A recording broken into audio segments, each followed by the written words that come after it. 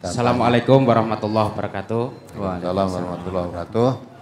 Kenalkan Ustadz, mungkin Ustadz tidak lupa dengan saya Muhammad Mursid. Oh ya. Dari Gunung Kemukus. Mana orangnya ini? Ini saya di lantai bawah Ustadz. Oh lantai bawah. Iya, ya. ini tidak ada tempat untuk naik ke situ. Oh iya, baik. Saya mau tanya Ustadz. Ya pertama-tama sudah berbulan-bulan saya tidak datang ke pengajian akad pagi karena sibuk. Sibuk ngurusi. Jadi ngurusi Gunung Kemukus ya. Sibuk karena ya nggak bisa datang ke akad pagi. Jadi saya merasa kangen dengan Ustadz Sukino dan Ustadz Marjono. Ya baik, monggo. Itu ada beberapa hal yang mau saya tanyakan. Karena ini mungkin ya karena kebodohan saya kan saya tidak tahu. Begini Ustadz, ayah saya kan puasa kemarin meninggal dunia. Itu masih meninggalkan puasa beberapa hari. Ya. Lah, itu ada yang berpaham saya wajib mengganti puasanya ayah saya. Itu dengan dikiaskan hanya utang duit we nyaur, nek utang poso iki kudu disaur. Ya. Itu ada yang mengkiaskan seperti itu. Nah itu apakah saya wajib mengganti puasa ayah saya yang sudah meninggal itu? Itu yang pertama. Yang kedua, terus terang telinga saya itu risih karena warga MTA itu dianggap menghalalkan anjing. Terus terang telinga saya itu risih. Setiap saya luruskan itu pasti saya itu dulu juga warga MTA. Saya itu juga diajari seperti itu oleh ustadz saya gitu. Makanya telinga saya itu risih. Maka sebenarnya apakah sudah dikeluarkan brosur tentang halal haramnya anjing itu bagaimana? Itu yang mau saya tanyakan. Umpamanya saya di brosurnya itu sudah keluar, mungkin saya juga tidak bisa membaca karena saya seorang tunanetra. Itu ya nggak bisa baca. Ya. Saya mungkin ya masih mungkin mendengar dari Ustadz Marjono atau dari para ustadz di MTA itu. Kemudian ini Ustadz, berkaitan dengan bulan Muharram, maaf bukan saya itu tidak ada niat untuk menyombongkan amalan. Saya kan sudah terbiasa puasa Daud. Lah bulan Muharram kemarin saya itu kan puasa tadi itu. Lah saya diingatkan oleh istri saya, Mas kuwi aja poso, aku ndak dikira mapak tanggal 1 Suro. Ya, saya diingatkan seperti itu. Saya yang bantah, puasa Daud itu tidak ada kaitannya dengan Muharram. Gitu loh. Tidak ada kaitannya dengan Muharram. Puasa Daud itu cuma bisa dibatasi dengan Tasyrik dan Idul Adha dan Idul Fitri. Itu. Nah, itu yang saya tanyakan. Kemudian begini Ustadz. Sekarang ini sudah berkembang yang namanya HP.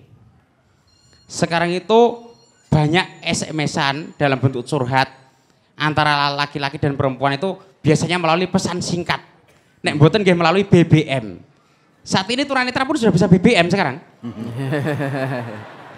Nah itu yang mau saya tanyakan, bagaimana hukumnya kalau seorang laki-laki dan perempuan curhat walaupun cuma melalui pesan singkat, walaupun cuma melalui SMS.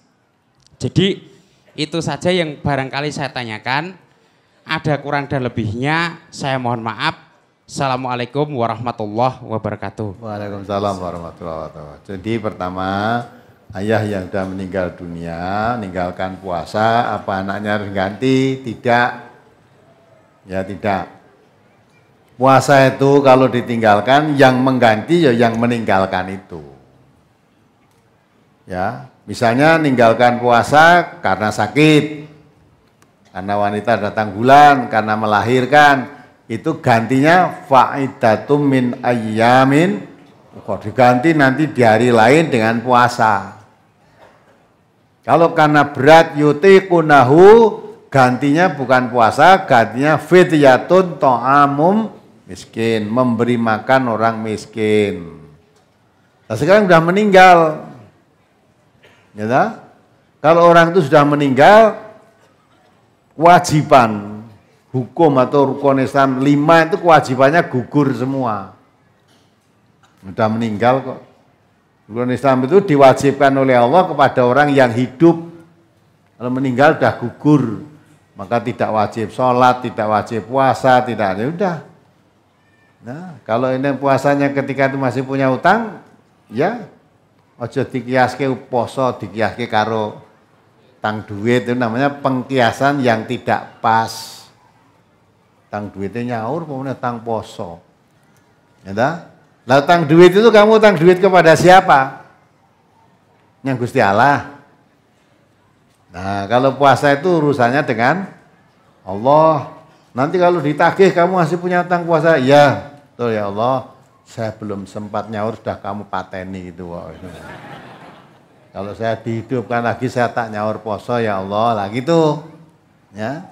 Kalau sudah mati ya udah gugur, enggak kewajiban lagi. Ya. Kemudian brosur tentang halal haram sudah dikeluarkan itu. Malah ada brosur halal haram di MTA sudah dikeluarkan sudah agak lama. Adapun orang yang mengatakan MTA menghalalkan anjing apa meneh wis tahu ngaji neng MTA keluar. Biasanya orang kalau udah ngaji keluar itu mesti ngelek-elek MTA. Ya, keluar itu ada beberapa macam. Ada keluar memang dikeluarkan, ya, ada keluar memang terpengaruh dengan yang lain. Tapi umumnya orang ya keluar dari MTA itu mesti ngelek-elek. Perune golek kanca, itu tuh. Masa aku metu dhewe ra nek kancane tuh ngelek. Makin kamu ngelek-elek MTA, makin mempopulerkan MTA. Yang menghalalkan anjing itu bukan baru sekarang. Tahun berapa itu ketika kantornya masih di Semanggi sana, di daerah Sragen karena ada isu, ya disebar luas kan itu. MTA itu kalau menyembelih anjing, kepalanya dibuang, itu dagingnya halal. Dulu ada seorang kiai, Allahumma firlahu warhamhu, mungkin kalau orang Sragen tahu, namanya Kiai Abdus Salam, dulu menjadi pengasuh pondok Yapi sana. Datang ke kantor Semanggi, nanya pada Ustaz Abdullah, Allahumma firlahu warhamhu, beliau sudah wafat juga, ya, nanyakan tentang itu, halalkan anjing itu, dasarkan isu-isu fitnah yang begitu itu. Itu tabayun, maka betul dia datang tabayun. Sudah dijelaskan begitu ya Pak. Oh ya memang. Maunya disebarluaskan itu ben wong itu gething karo MTA. Biar do tidak ngaji di MTA. Ya. Lah wong anjing itu ilere wis basuh 7 kali, yang satu secampur dengan debu. Ya. Masa MTA itu didilatih asu barang ora apa-apa. Nah, itu dah. Ya memang diajarkan betul kalau anjing menjilat tangan, pakaian, kita ndak usah dibasuh, nggak apa-apa kok. Gitu? Yang wajib dibasuh itu kalau anjing minum di bejana tempat air minum orang. Zaman dhisik kan wong desa jogane yen kok gentong bareng itu, di bawah. Contoh nek ra ditutupi lah anjingnya minum di situ. Itu kalau dibuang. Hari sisanya dibuang, tempatnya dibasuh 7 kali, sekali dengan debu. Kalau menjilat di tempat-tempat lain, tidak ada kewajiban. Dasarnya, Nabi itu melentikkan. Kalau kamu melepas anjingmu dengan baca basmalah untuk memburu binatang, hasil buruan binatang tadi kalau mati, karena digigit-gigit anjing, dibawa pulang, boleh dimakan tanpa disembelih. Karena sudah digigit-gigit anjing tadi matinya. Maka timbul pertanyaan, digigit anjing kena liurnya enggak? Nah, itu aja enggak disuruh basuh. Nah, itu. Lah perkara tetap kamu menganggap najis mukallaf, silakan. Tapi yang menganggap tidak, seperti dasarnya itu malah dipakai berburu tadi, ya kamu jangan orang harus seperti kamu. Ya, kamu pendapat begitu silahkan. Ya, tapi yang berpendapat lain berdasarkan hadis bukan pendapat ngawur ya. Ya kamu harus mau memahami. Tuh. Jadi menghalalkan anjing itu bukan baru sekarang, maka enggak usah risih telinganya, enggak usah kriwes kebal wae lah. Ki berita ente ngalalkan, wah lah gaya lama ini. Ngono kuwi, ya. Wong saking gethingnya itu luar biasa kok. Malah saya itu mengatakan, saya itu katanya anak anjing kok. Nah, tak terangkan dia kata lagi, masih ada yang ingat. Nah, katanya ibu saya itu zina dengan anjing, ya. Terus saya dilahirkan di kamar mandi, di WC itu. Ya jenenge Suki, asu laki kayak gitu maksudnya. Nah, biar saja. Nanti mumpung iso ngomong. Nanti di hadapan Allah kunci cangkemmu kok dikunci. Ya betul itu kata Allah begitu. Cangkemnya dikunci sehingga ngomong bohong itu nanti yang bicara tangannya, kakinya menjadi saksi. Saking gedingnya. Ya geding ya karep mulah aku ora apa-apa. Ono-onone ora apa-apa nanti becik ke titik Allah ketara. Wallahu ya'lamul mufsida minal muslih. Allah tuh mengetahui siapa berbuat kerusakan, siapa berbuat kebaikan. Ya, dah munio sak karmu, memang ndak usah risilah, wong kita tidak. Yang berhak menghalal haramkan itu hanya Allah. Kalau ada orang bekas ngaji di MTA kok muni ngono itu ya sengaja dia mengkacaukan suasana atau memang dia tidak paham. Dalam brosur halal haram sudah diterangkan. Ya, ada yang menerangkan haram itu hanya 4 yang disebut dalam Al-Qur'an. Adapun yang disebut oleh hadis-hadis Nabi haram-haram karena Quran tidak mengharamkan, maka tingkatan haramnya tidak sampai kepada dosa, paling tinggi hanya sampai kepada makruh. Itu pendapat yang pertama. Pendapat yang kedua, karena Allah juga memerintahkan ya kepada nabinya, wa ma atakumur rasulu fakhuduhu wa ma nahakum anhu fantahu, itu Quran. Ya, apa yang didatangkan oleh Rasul kepadamu, ambillah. Apa yang dicegah dilarang oleh Nabi, jauhilah, tinggalkanlah. Ya. Nabi juga diperintah oleh Allah, qul in kuntum tuhibbunallaha fattabi'uni. Kalau kamu betul iman kepada Allah, ikuti aku. Kalau Nabi mengatakan semua binatang yang bertaring itu haram. Semua burung yang bercengkeram kuat haram. Nah, kan Nabi mengatakan haram, ya kalau kamu ikuti Nabi, cinta kepada Allah, ikuti Nabi. Makanya itu mengatakan yang dikatakan Allah haram ya haram, dikatakan Nabi haram ya haram.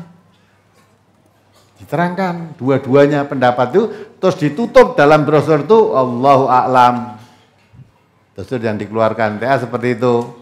Yang berpendapat seperti ini silahkan, pendapat silahkan, Allah yang paling mengetahui. Nah, jadi 2 pendapat dikemukakan semua. Itu barang keluar kok ngatakan MTA ngalahkan anjing lah, berarti telingamu tadi hanya mendengar sebelah. Yang sebelah belum selesai kamu sudah putus. Ya, maka nek ngaji kudu runtun. Ya, kita nerangkan ayat fawailul musholin tak terangke barengan kowe lungkong. Engko terus ning jaba muni, wah entek ae piye malah nerangke wong salat cilaka kok. Mloke sing ora salat metu saiki. Karena menurut MTA salat itu celaka. Nah, padahal ayatnya ada kelanjutannya, kamu sudah tidak ngaji. Ya, kelanjutannya itu alladzina-hum an salatihim sahun. Nah, itu dah. Maka orang itu kalau sudah keluar biasanya bener ke awake dhewe seolah-olah ente aja. Udah kamu metu ora apa-apa kowe teko ya ora tak celuk. Ya dah. Kamu datang yang nyuruh siapa? Apa tak undang kowe ngaji? Enggak, kamu pergi silakan pergi. Ya. Kalau datang mari kita ngaji bersama. Kalau udah enggak suka pergi yo. Pergi ora digoleki, datang ora dihitung deh. Ya. Nah gitu. Kalau merasa nggak butuh dengan MTA, jangan datang ke sini. Saya juga nggak butuh kamu. Nah kita harus ngaji liane MTA, jangan ngaji nggak liane kono, jangan kene ngerget-ngergeti. Nah, kan gitu, harus gitu toh. Jadi kalau memang butuh, kamu butuh, saya butuh, sama-sama butuh Allah, mari kita kaji ayat Allah, kita kaji hadis-hadis Rasulullah. Juga kemukakan semua, setelah itu Allah alam, serahkan pada Allah. Tanpa kita menyalahkan yang berpendapat itu, pendapat ini, dah serahkan saja pada Allah, kita saling menghormati. Itu orang yang mengerti ilmu itu seperti itu. Mau diapakan lagi memang pendapatnya seperti itu. Ya kemudian masalah puasa Daud, betul, puasa Daud tidak terhalang. Ya, ini hari Nah, menatap poso apa enggak, poso enggak, sehari puasa, sehari tidak, sehari. Lah kebetulan pas hari jatuh hari puasa kok hari tasyrik, lah jangan puasa karena itu dilarang. Hari tasyrik itu hari haram berpuasa. Jatuh hari raya Idul Fitri, Idul Adha, haram berpuasa. Nah itu, jadi kalau memang hari larangan ya jangan, kalau tidak ada hari larangan ya puasa. Itu boleh lah. Kemudian hukum curhat laki-laki perempuan melalui SMS, BBM dan sebagainya. Tadi baru aja ditanyakan ibu kan, yang suaminya tadi, yang poligami tadi ternyata istri tuanya, istri yang pertama maksudnya gitu ya, SMS dengan laki-laki lain, dikandani malah nesu, ya dah. Nah, itu memang tidak boleh, apalagi curhat dengan laki-laki lain. Ya, lah laki-laki yang merasa dicurhati oleh wanita, kasih kesempatan biar makin panjang, seolah-olah jadi juru penyelamat. Nah, itu takrobuz zina, mendekati perbuatan zina, saking kulino curhat akhirnya jatuh hati. Ya, wah suamimu tuh kalau begitu nggak tanggung jawab, kasihan kamu mbak. Kalau kamu ya betapa jadi istrinya si dia itu kamu akan celaka. Dah lebih baik minta cerai aja engko tak pek gitu dah. Nah, itu jadi jangan suka. Ya, kalau curhat kenapa kamu curhat pada laki-laki lain kok tidak curhat pada suamimu? Mempunyai suami. Nah, itu dimanfaatkan oleh setan lama-lama zina. Maka itu termasuk takrobuz zina, dilarang oleh agama.